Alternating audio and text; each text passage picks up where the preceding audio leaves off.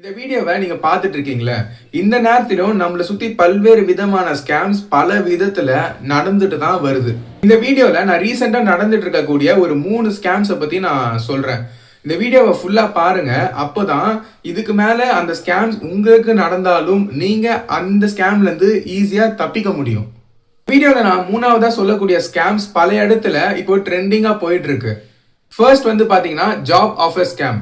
அப்படின்னா என்ன அப்படின்னா, நீங்க இப்போ வந்து ஒரு எம்ப்ளாய்மெண்ட்டுக்கு தேடிட்டு இருக்கீங்கன்னு வச்சுக்கோங்களேன். ஃபார் எக்ஸாம்பிள் ஒரு லிங்க்டின்லயோ இல்ல ஒர்க் ரிலேட்டட் வெப்சைட்ல நீங்க வேலையை தேடிட்டு இருக்கீங்க.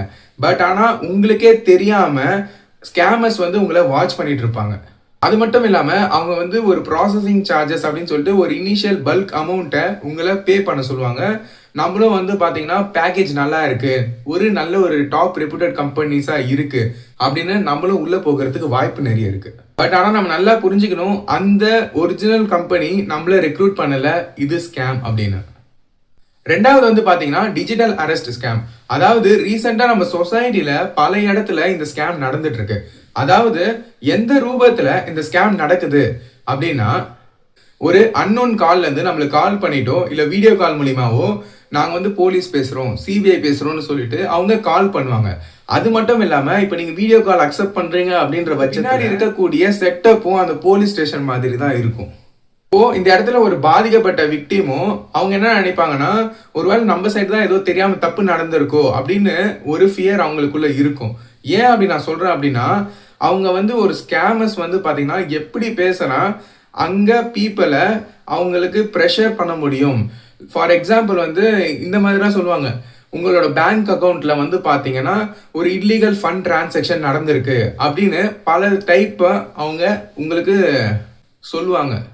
ஏன்னா நீங்க அப்பதான் ப்ரெஷர் ஆவீங்க, அப்பதான் அவங்களால துட்டு கறக்க முடியும். இந்த இடத்துல நம்ம என்ன புரிஞ்சுக்க வேணும் அப்படின்னா, எந்த ஒரு கவர்மெண்ட் அஃபீஷியல்ஸும் நம்மளுக்கு வீடியோ கால் பண்ணிட்டு இந்த மாதிரி நீங்க விசாரணை எல்லாம் பண்ண மாட்டாங்க. இதுல 3வது தான் வந்து இப்ப நடந்திருக்கக்கூடிய அட்டகாசமான ஒரு scam, artificial intelligence and deep fake investment scam.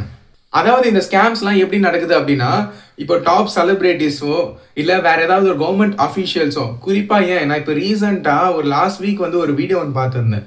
நம்ம honourable finance minister Nirmala Sitharaman ma'am வந்து ஏதோ ஒரு பாலிசிஸ் கொண்டு வர மாதிரியும் ஒரு கம்மியான இன்வெஸ்ட்மெண்ட் செலுத்தினா அதிகமான ரிட்டர்ன்ஸை கொடுக்குற மாதிரியும் ஒரு டீப் ஃபேக் வீடியோ கிரியேட் பண்ணியிருக்காங்க.